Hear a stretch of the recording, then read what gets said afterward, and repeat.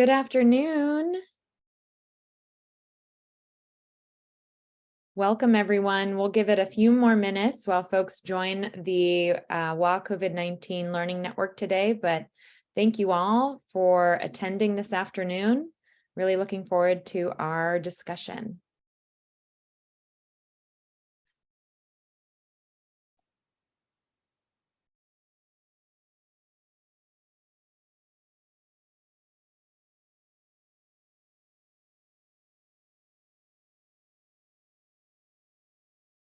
Brush 1, engine 15, brush 17A, possible brush fire.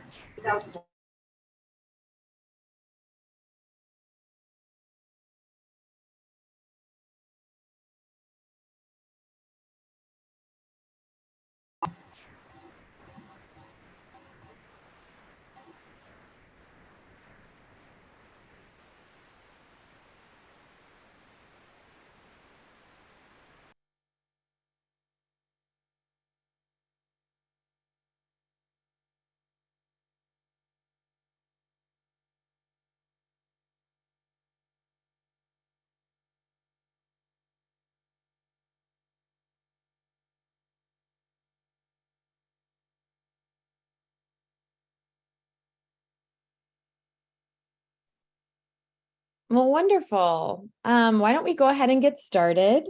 Thank you all so much for joining the first WA COVID-19 Learning Network session. Today's topic will be both a retrospective on COVID-19 response services provided by fire and EMS agencies in Washington, the lessons learned, and a look forward on how we might apply those lessons in the future.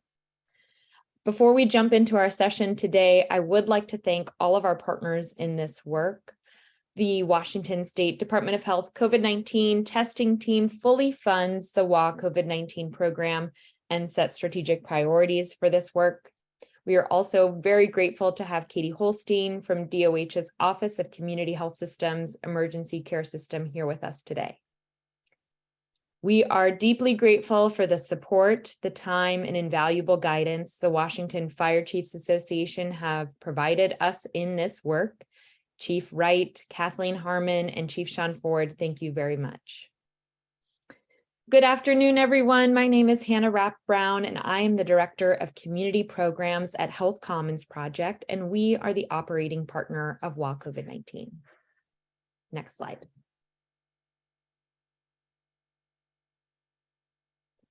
Today's session will provide a little bit of background on WA COVID-19, the program, what it does. We'll introduce this Learning Network Forum, and then we'll kick off a facilitated Q&A on the critical role first responders play in public health, lessons learned from the COVID-19 public health emergency. That session will be with our speakers, Dr. Michael Sayer and Chief Sean Ford. Next slide.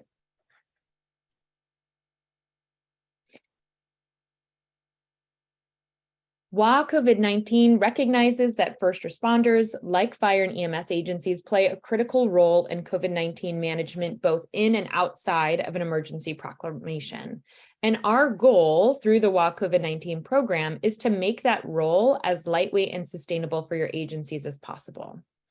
WA COVID-19 provides fire and EMS agencies in Washington with free COVID-19 test kits, technical assistance to stand up these new services or to expand them, funding to offset any expenses related to providing a testing service to your community, and now this learning network space. I'll quickly pass it to Bianca Wilson, Testing Partnerships Coordinator and DOH Testing Team Lead for WA COVID-19, to share a bit about how this program is funded. Yes, so thank you, Hannah. This program is funded by an initiative by the CDC through the Health Disparities Grant. Through this grant, we are able to fund a number of programs to address health disparities in testing, COVID-19 testing specifically across Washington State. To address these health disparities, we are trying to target areas where there is a lack of testing, what we call testing deserts, and rural areas specifically. And through providing these funds, we would like to also participate in building capacity in the partners that engage in our programs.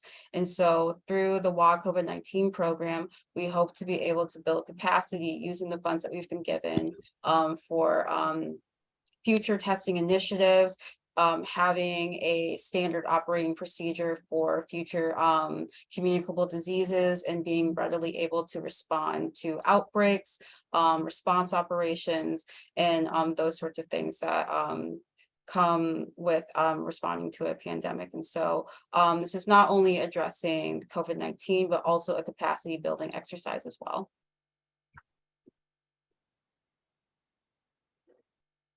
Thank you, Bianca. Go ahead, next slide. So the WA COVID-19 Learning Network aims to provide a space for fire, EMS, and public health agencies to work together, learn together, and improve access to these essential health services like COVID-19 testing.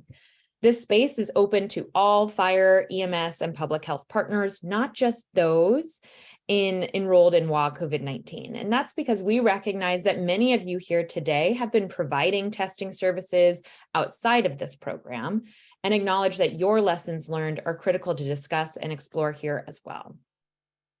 I also think that this space is an opportunity for us all to take a moment to express our gratitude to you, our fire and EMS partners, our public health partners, for the hard work and commitment that you've had to protecting the health of our communities throughout the pandemic.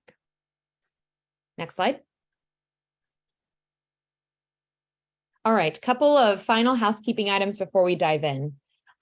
Today's event is a facilitated Q&A with our speakers, and then we'll open it up for group discussion. During this sort of facilitated Q&A portion, everyone will be muted, but we welcome questions or comments to be put into the chat as we go through our sort of prepared content, and we will bring them forward during the group discussion. I do want to acknowledge that for those who submitted questions in advance when you were registering, thank you. We will also make an effort to address those as we go along. Lastly, this event is recorded, and we will share it after the event for those who are unable to attend today. Next slide.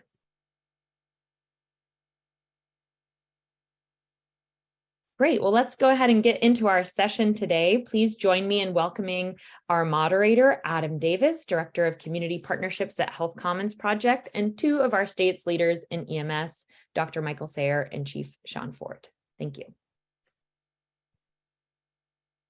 Thanks, Hannah. And before we introduce our speakers, I thought it'd be worth to just quickly do a mic check here. Dr. Sayer, can you test to the group?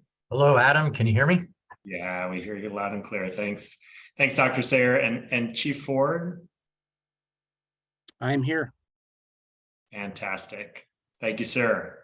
Well, great. It's an honor to be here today with these great leaders and a group of leaders in our audience who've all been leading us through the last couple of years. Quick background on myself. My name is Adam Davis. I'm a clinician by background, family and psychiatric nurse practitioner. Joined the fire service back in 2012. And, this work really is come out of the collaboration of a number of folks who are with us today, and just wanted to do a quick shout out to John Ehrenfeld from Seattle Fire, Chief Tyerman from Puget Sound Fire, Chief DeSmith from Renton Regional Fire Authority, and Chief Rich Elliott from Kittitas Valley Fire. Back in 2019, that group really came together and agreed to learn together, work together, and share best practices to accelerate the development of community paramedicine mobile integrated health services. Out of that kind of coalition is what ultimately led to this partnership with Department of Health and Washington State Fire Chiefs Association and Chief Ford to expand equitable access to testing. So really a privilege to be here today that extends to a lot of folks.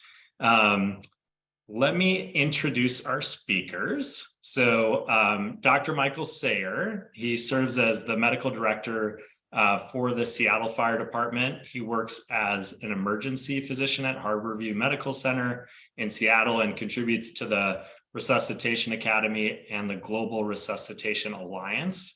He is the medical director for the University of Washington Michael K. Compass paramedic training program, and also a faculty member for UW EMS Medicine Fellowship, and a professor of emergency medicine at UW. And then Chief Ford recently joined Camas Washougal Fire Department as their EMS division chief. Recently, Chief Ford was serving as the chief for North Country EMS in Clark County Fire District 13 in Yacolt, Washington, in that role for 5 years. And prior to that was the training division chief for North Country EMS and EMS division chief for Clark County. I think what's exciting about this session is we've got, a leader who's more in the urban setting, and a chief who's more in the rural setting, so we can kind of learn a little bit about these different experiences that they've gone through. Why don't we go to the next slide?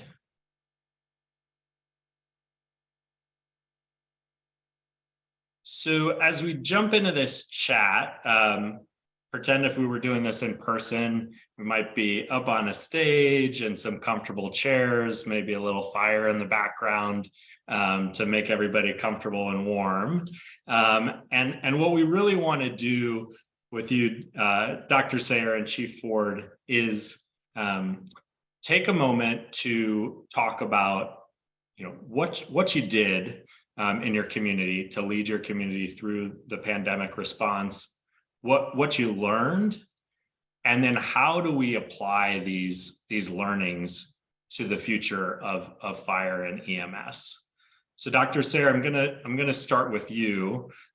Would love to really hear first and foremost, walk us through the beginning of the pandemic and why Seattle Fire made that leap to get involved in the pandemic response.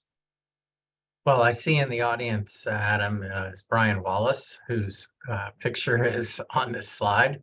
And none of this would have happened without Lieutenant Wallace really making it happen for us. So I just want to shout that out for sure. But essentially go back to 3 years ago this week. It's March of 2020.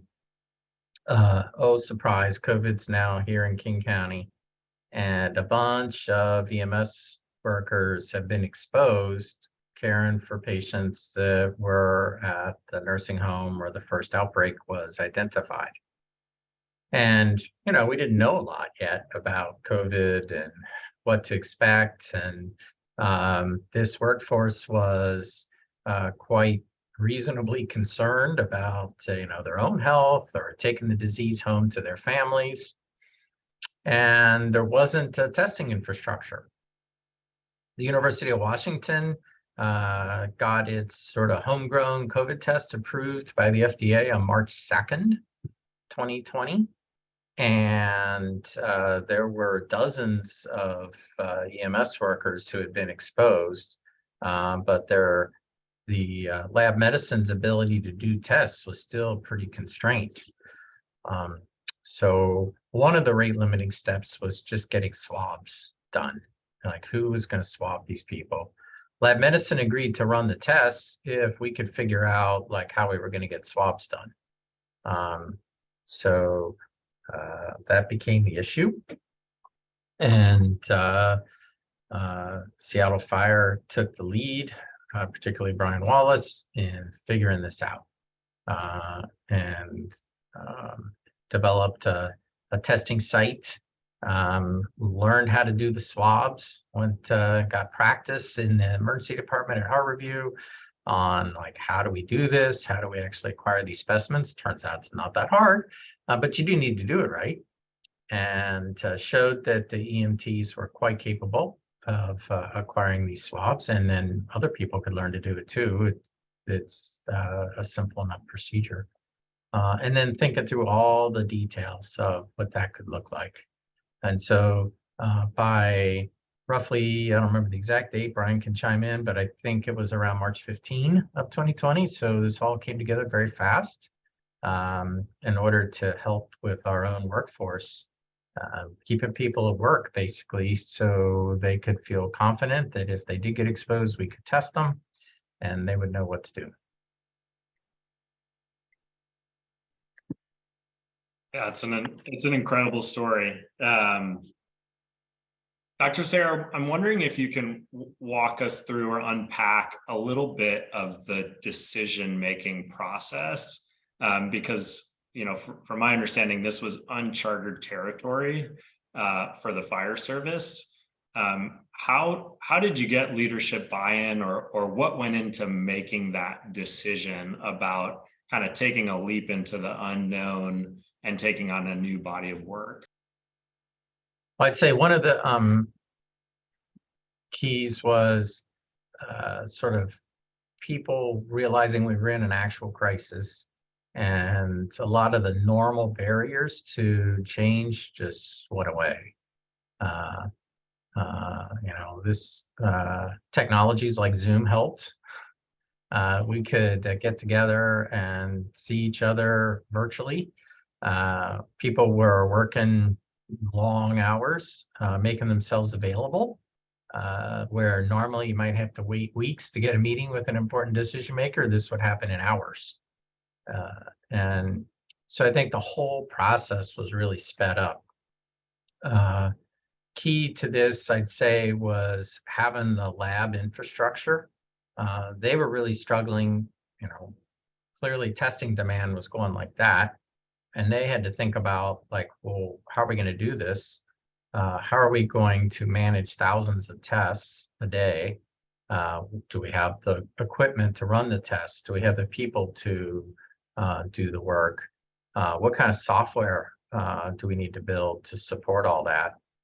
And that team just did a tremendous job at thinking this through, how they would report the results to the State Department of Health so that there was visibility to what was going on in Western Washington.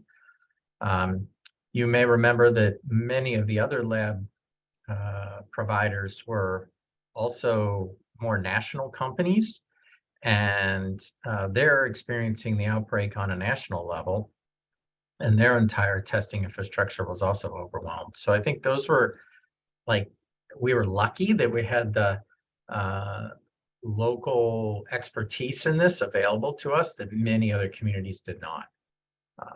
And you know, without that, none of this would have happened. And then from the fire department's point of view, and I see we got many fire leaders here, you know, this is sort of part of the culture, right? You face a crisis and you figure out, okay, well, we got to solve this problem. And we're not going to let the traditional barriers to solving problems stand in the way. We're just going to figure it out.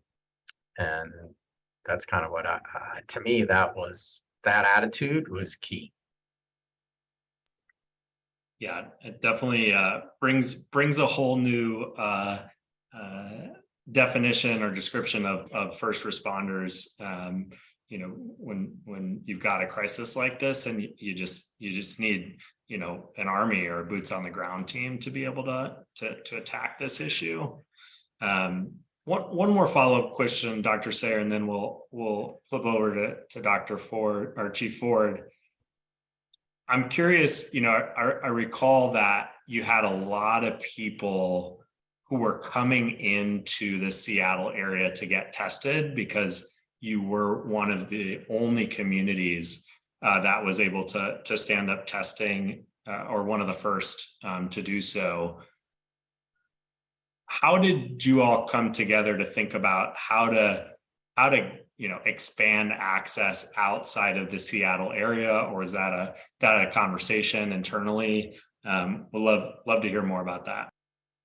Sure. So as this infrastructure got created, it was clear, you know, a lot of the people we were serving were public safety workers who weren't not just limited to the city of Seattle. Also then became clear we needed to expand the number of locations where people could go get tested because it was hard to drive into Seattle. That's a long way to go. And we had Aaron Tyerman, who I thought maybe was on this call, and the team in Southern King County, who brought up a second site. And then a group in Shoreline brought up a third site for us so we could cover more broadly this public safety workforce and make it so that the testing was more available. The next step was thinking about like, well, if we're going to keep our workforce healthy, we kind of have to know what's going on with their families. They really can't come to work if their spouse or children are infected. So we needed to offer, we felt like that was getting a little more of a blurry line. Like, do we test the family members? And if we're going to start testing family members, then maybe we should just test anybody. And by that point, Lab Medicine had taken the financial risk to build out more testing capacity. So Lieutenant Wallace and others embarked on thinking about like, okay, how could we do that?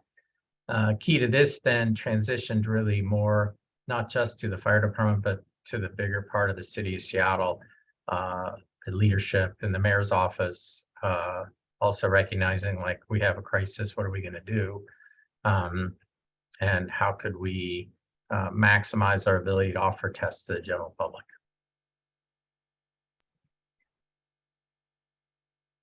Yeah, great to recap that story and hear some of the details that a lot of us don't know. So appreciate you bringing some color to what you went through in those early pandemic days.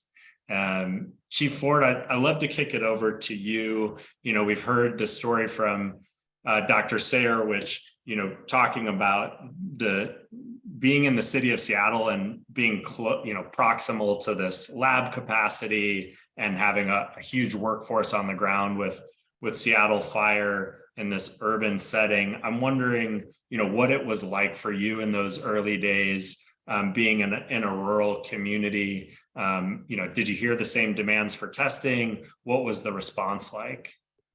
Yeah, and I think we would all agree, with any emergency, everywhere's going to have a slightly different response. Of course, not everything is exactly the same. We were much more a county based response to this. The testing, we had more of a private partnership with the clinics here and the hospitals. So on the fire and EMS side, we didn't get as much involved in the testing, definitely in the vaccination clinics and the mass sites and the pods as those stood up. But for testing, it was more of the local clinics doing the testing. And the first days for us, as COVID ramped up, it was activating, the county EOC, and I was the fire representative for the county.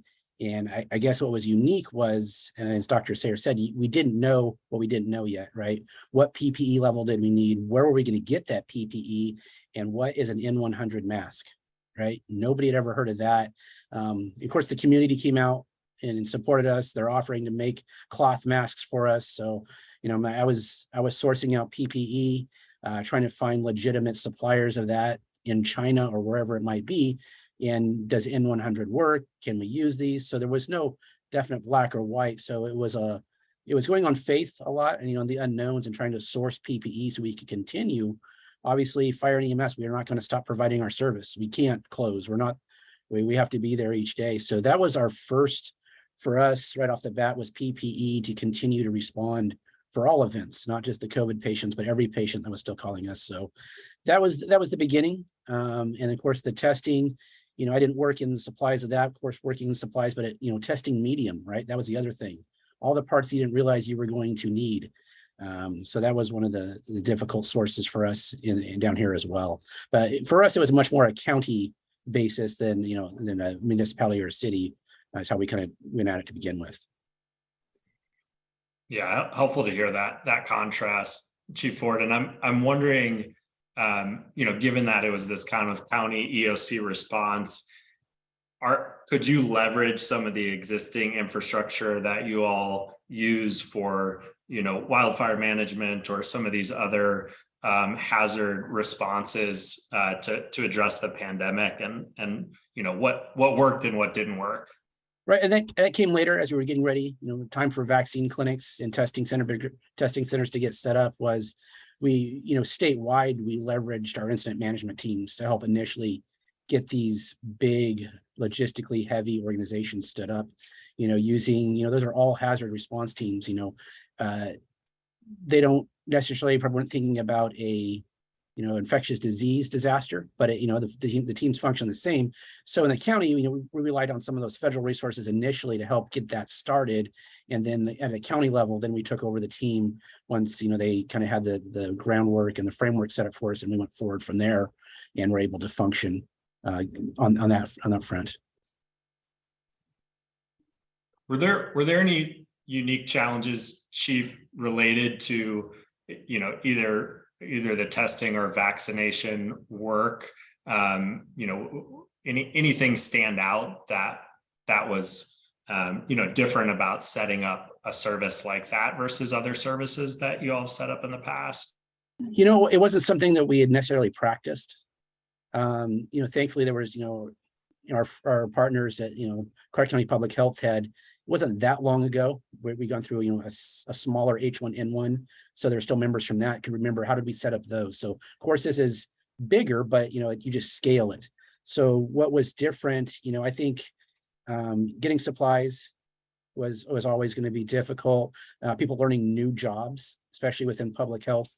So my public health friends, doing that's not what they were actually trained to, but they did a great job of pivoting and learning new jobs to make this go forward. And then, working with public health was to find those, why did we exist? The disparities of care, as we were trying to find those pockets where, yes, we had big vaccine sites and those work for some people, but for those who might be a little more hesitant to get vaccinated, going to them somewhere where they felt safe and providing them at a more local level was something we worked on, and that was invaluable. Those relationships that public health had ahead of time, that we could go in and just assist setting up those clinics and finding those sites. So that was different, but it was, everyone, worked hard. Like we said before, we worked lots of hours trying to learn new jobs, and hopefully something we have going forward is we'll practice this occasionally. So if or when it happens again, we don't forget these techniques and these skills. Yeah, love that comment about both learning new jobs and then also, how do we stay practiced in this work? It seems like such a critical component to think about going forward. Chief, I'm curious if you can kind of walk us maybe a little bit further forward into some of the OTC, over-the-counter distribution that you've done in partnership with DOH over the last several months. Talk us through kind of the why you took the leap into doing that work, and what the community response has been like. Would love to hear. Yeah, so this would be much more, my former employer, North Country, EMS centric and specific. So it's a rural part of an urban county. So folks that, testing supplies, by the time we got to this program started, of course, you could get your free test mailed to you from the federal government. That was available. But we had maybe some larger families who needed more.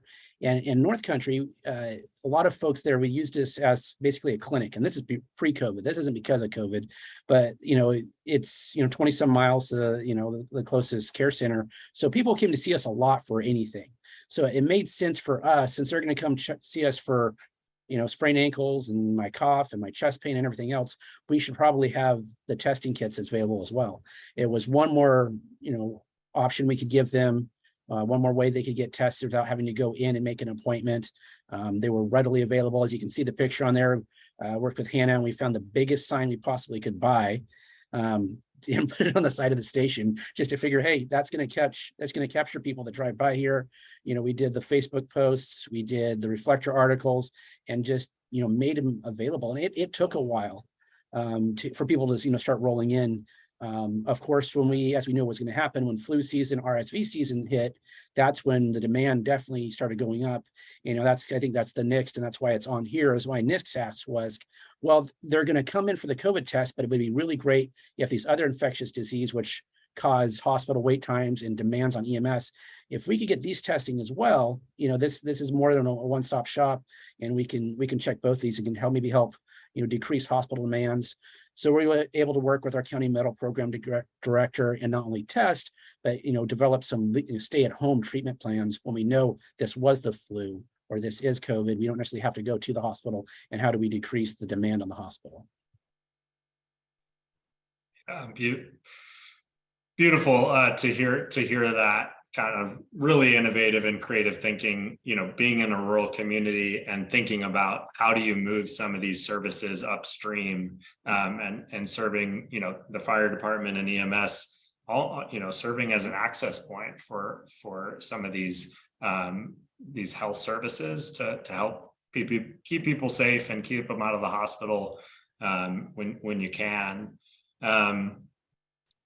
I'm curious, Chief, one of the things that stands out, having worked in the fire service, we're so used to the demand is always there, right? Like, we got enough problems. People keep calling 911 for stuff that they don't need to, necessarily be calling 911 for. This kind of proactive outreach and marketing of services seemed like maybe it was a little bit of a new exercise or a little bit different than some of the other ways that fire interacts with the community. Can you talk a little bit about that? So it is new and not new, but maybe smaller groups. They have what's called in the fire service or EMS the CARES programs or community paramedics or mobile integrated health. So it was more akin to that, but this, it brought all of us kind of into somewhat of that process, even if we hadn't developed these kind of programs before. So it wasn't unique in that fire service or EMS hasn't done this before. It was just more of us who didn't have those, previously defined programs. We were providing this service. It was something that, of course, testing, it took a while before we could have enough tests to make a program like this possible, that, if we would have had it a year prior, the benefit would have been great, would have been, obviously much greater when people were really needing the testing, but that wasn't an option. Everyone wanted tests, kind of like hoarding the toilet paper at the beginning. So now we have the tests. So that's where I'm hoping, going forward, what is the next issue? Of course, we're not going to know what the next, novel virus is going to be, but what do we have now? What do we have available, and be ready to get that out there? Yeah, I'm glad you brought up the toilet paper. I'm still trying to explain that to my son on why there was a shortage of toilet paper. He can't wrap his head around that. Love it. Well, really great to hear kind of, okay, what happened, what took place now that, everybody can take a step back and take stock of what happened in these two communities, led by fire and EMS agencies. Dr. Sayre, would love to come back to you and now switch into kind of lessons learned. What are the key takeaways that you and Brian Wallace and John Ehrenfeld and Seattle Fire, looking back at this experience, what are the key learnings and best practices?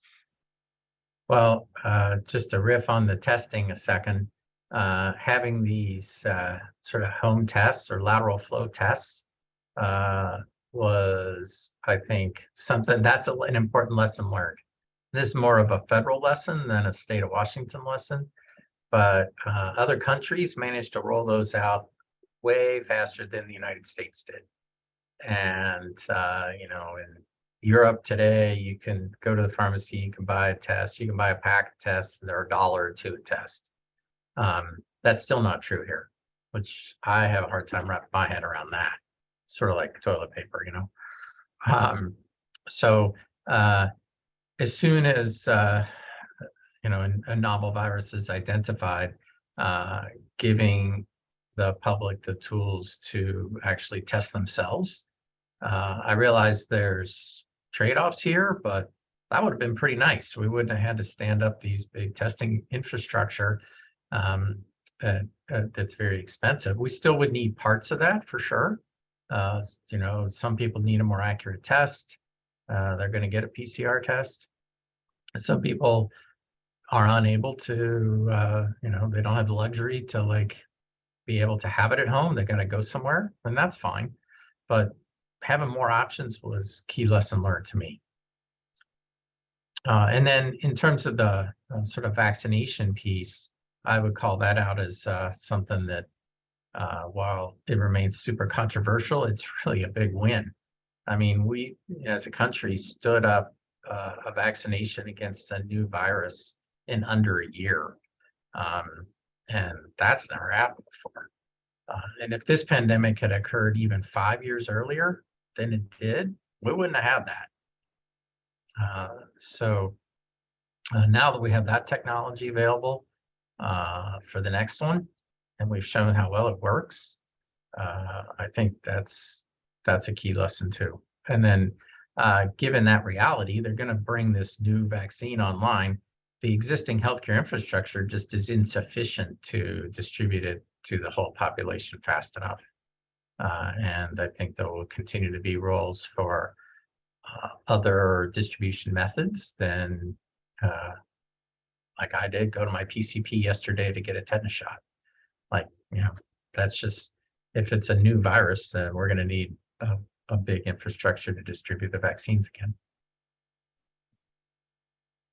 Yeah, thank you, Dr. Sayre. And I'm going to pick up that last point a little bit. And you know, I'm wondering, I hear this tension between, you know, it would be great to have these low cost over the counter interventions so that you're not putting, you know, a huge burden on your workforce, you know, which I know everybody in fire and EMS who was part of the pandemic response, you know, we're working, you know, overtime hours and, you know, through incredible stress. So there's, you know, that on one side of, you know, how do you move these interventions, you know, and make them as, you know, consumers can do it themselves and take the load off providers. And at the same time, there's this unmet need because our healthcare infrastructure is insufficient. And we need some of these community-based, public health-based services. So how do you, you know, square that? Yeah. I think that's a question for Chief Ford more than me, to like think about it from a management side. Yeah, let's turn it to you, Chief. You know, I think it's hopefully it's one of those that we've identified as going forward. You know, this is something that we're going to, hopefully agencies, this is your training queue, you know, forever. This is, you know, for years, you know, most of us, you know, infectious disease control was something we did every year because we had to, right? It was not something that we thought it would be this, like here's how you identify the TB patient or the meningitis patients or the like, but we never, I think most of us didn't see this coming. Now we have to not let it, like we said before, not let it go to the wayside. So let's keep this more front brain, make sure we are collaborating with our public health partners, you know, who are big components of this, and not losing the skill set, like I said before. Yeah, well said, Chief.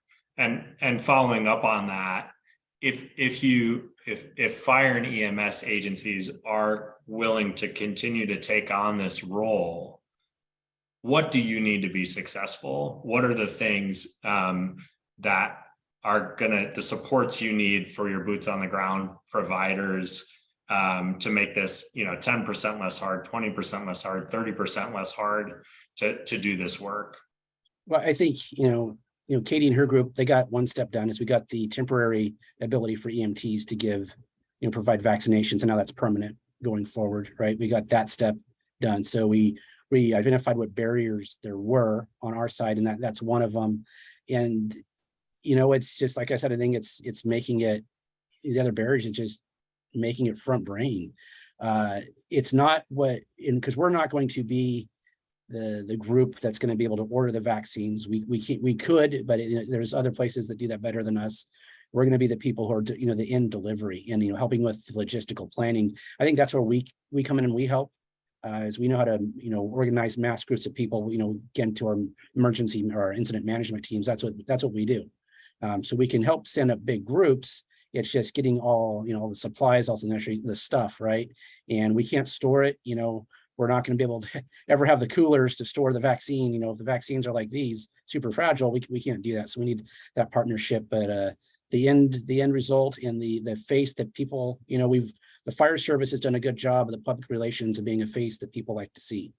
So being the good helpers, that's what our job is to be the safe place to go. Then that's our part. But we can definitely help logistically or getting the people together. The human resources part of it.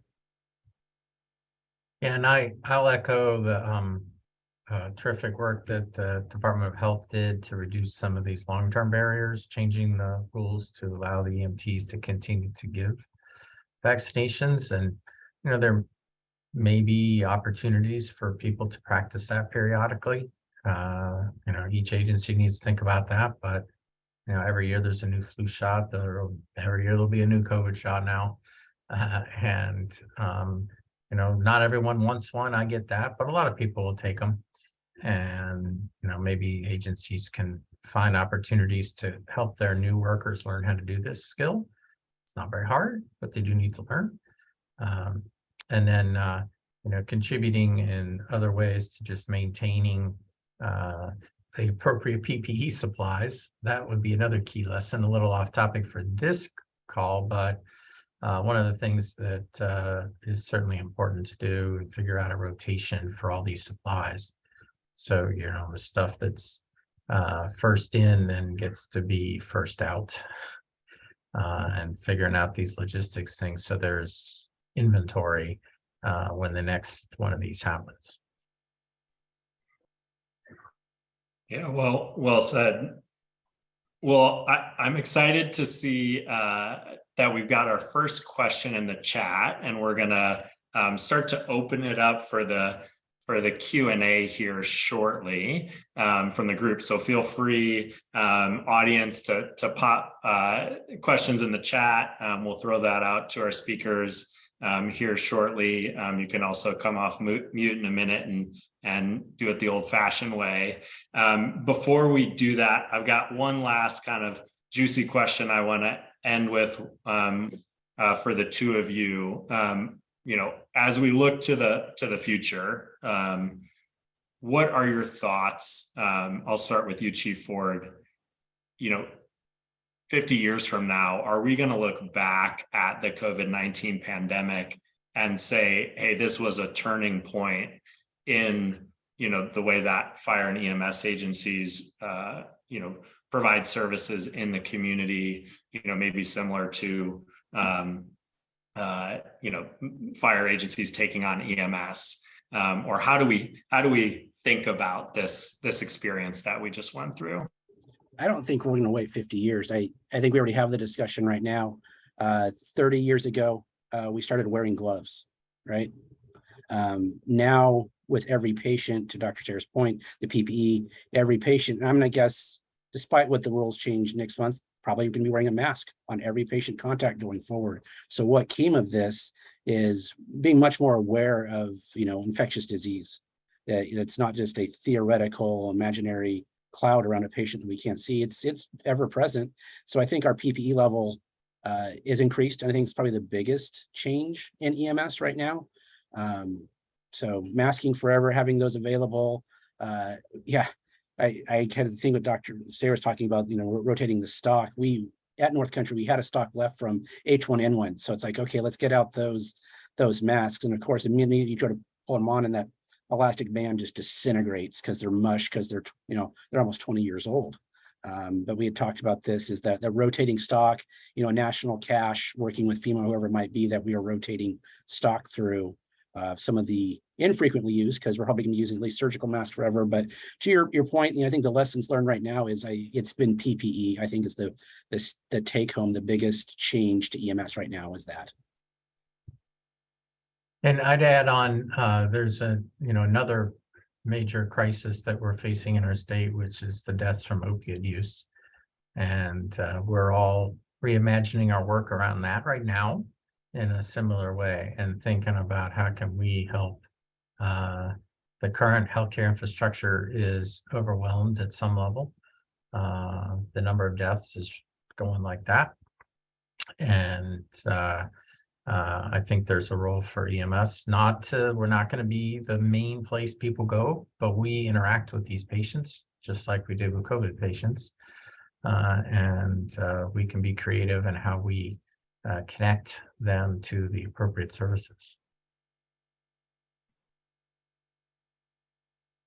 Well said. Yeah.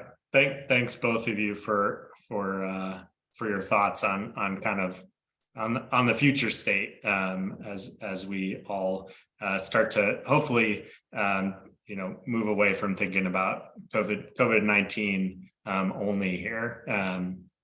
So let me hand it back to Hannah, who is maybe Hannah, you can open it up for questions. Start with Dennis's question that looks like in the chat, and then would love to hear from other folks.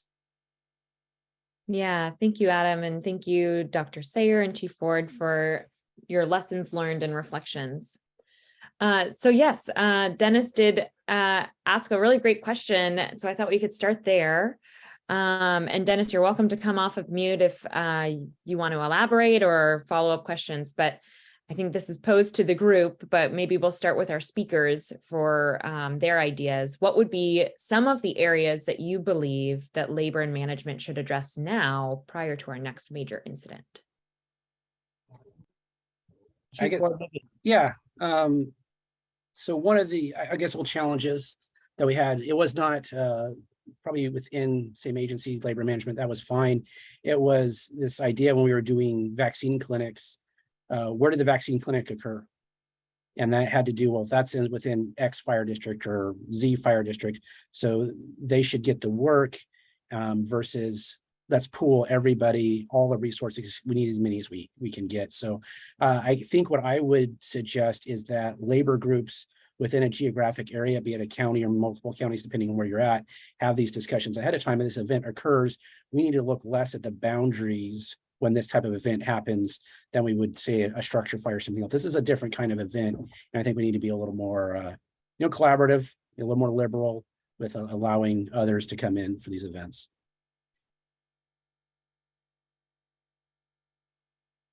I like that, sort of like, let's remove the boundaries, right? And solve this problem collaboratively. Dr. Sayer, do you have a thought? Yeah, I think another one is to think through the workforce health issues. That's been very, initially, I think, we were reacting to that need, and that's how we got into the testing business. Then we segued to, having to learn a lot about helping the workforce manage their quarantine and isolation and their families when they got sick. So thinking a little bit more about how to organize that better, so it's not just a one-off, I think would be good. I'm not sure I have any brilliant ideas on this. I think a lot of it really revolves around sort of rebuilding trust. There's a lot of burned bridges there, so to speak, that need to get rebuilt, and trying to help people understand like the reasons for different policies.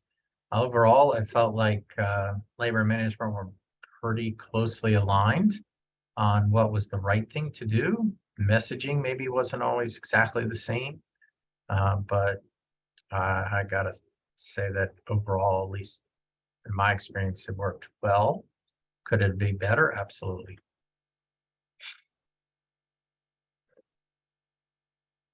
Ooh, great question from Scott here. What about the third rail, vaccine mandate and enforcement? Does anyone want to touch it? Probably not. I'll be brave and go first. It's, I think that is totally a key lesson learned, and this was that making, when you have a disease like, Ebola, where the mortality rate's 90%, is a lot different than a disease where the mortality rate's substantially lower. and affects different groups differently too. So, if it's was a 1918 flu with a high mortality rate that was impacting mostly young people, I predict the response and the thoughts on this would be a bit different. And so that's a reality that we're in. And I think the public health leaders across the country need to really think this through again on as a key lesson that mandating vaccination didn't seem to work so good in many communities and resulted in a lot of pushback and thinking about how to persuade people that it's in their own interest and interest of their families.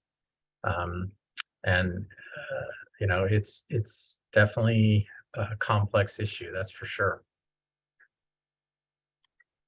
And Chief Ward, did the vaccine mandate impact North Country EMS? And can you share a little bit about how you saw that as a leader there? Very minimally did it impact us. Probably, obviously we have less employees, but still in percentage, it was much, much lower than I think everyone else's. But, I understand individuals, their thoughts about the vaccine mandate, being against vaccine mandate or pro. But as the employer, my first job is to make sure that my employees are safe and that they can go home, and then, that there's lots of things we do at work that are rules and requirements to keep you safe. And this was obviously viewed in a different light, and that's probably a ethical or moral debate. But to me, it was still a safety, one more level of safety that we required of our employees, just to help make sure, that we went home at the end of the day. And it goes, and I'm not trying to push it off, but it's not just us. I mean, all of our employees, they're just that they're employees and they're insured by the state of Washington through L&I. And if L&I is your insurer, and we're going to say this is an at-work event, the insurer is going to have some level of expectation of safety guards. So not trying to push it off on somebody else, but there is lots of rules to keep workplace safe. And this was one of them, of course, and lots of opinions, right? Lots of opinions. Any other questions that folks want to address here, talk about here? I think one that has come up from what we've just been sort of talking about as a group, right, around how do we protect the health of our employees. One question that was submitted by attendee in advance was, how do we really focus on employee well-being when we're asking more of our EMTs, our staff, to work overtime shifts and do more in a limited time? And we didn't really touch on employee wellness here. Yeah, I would say, that's probably not specific to COVID. We're all of us, I should say all of us, I mean, in many areas here, doing more with less employees just for our regular everyday assignments, what we're expected to do. If you look at the number of people coming into our profession, it's at a lower level than probably ever in history. Much less people coming into the profession. For a lot of us that's been doing this 20 plus years, we can remember going to get a job at the fire department, there was thousands of you testing. Now there might be 100. So there's a lot less people coming in, which, makes less employees. Most all of us are understaffed. So that's not COVID specific. But, I think we do here, or, we do try to be very cognizant of that, limit the number of hours employees can work despite what they may say they want to work. Definitely limiting the hours.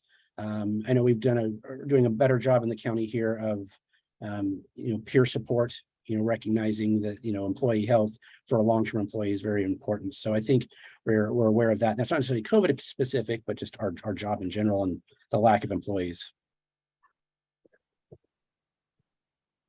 Chief Tyerman, I see you have your hand raised. Please go ahead. Thanks, Hannah.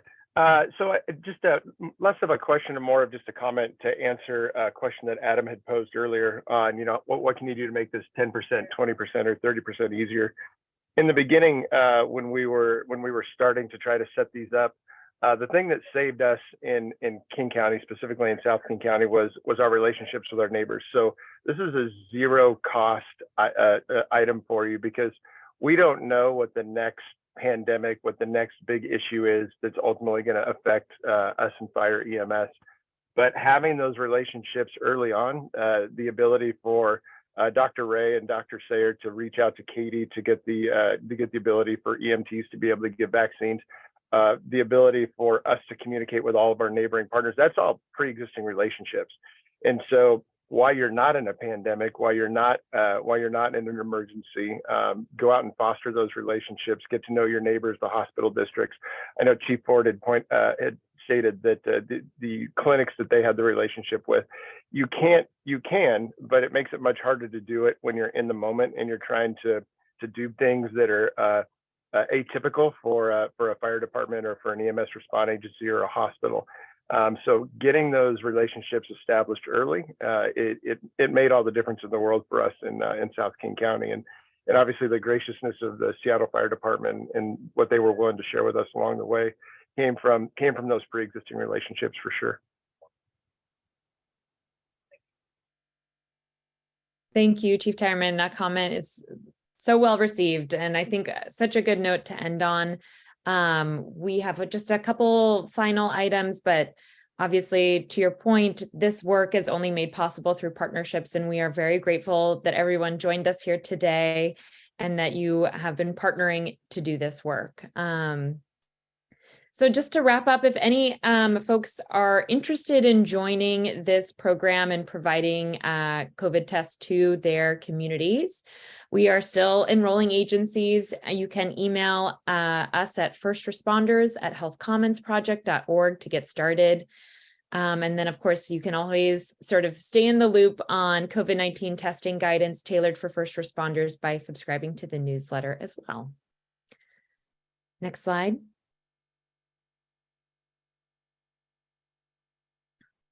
And if you want to catch us again, this will be in person. We're excited to join the Washington Fire Chiefs Association at the annual conference. We'll be there to celebrate the impact of agencies that have been doing testing as part of this program and explore some conversations around sustainability. And that's in late May.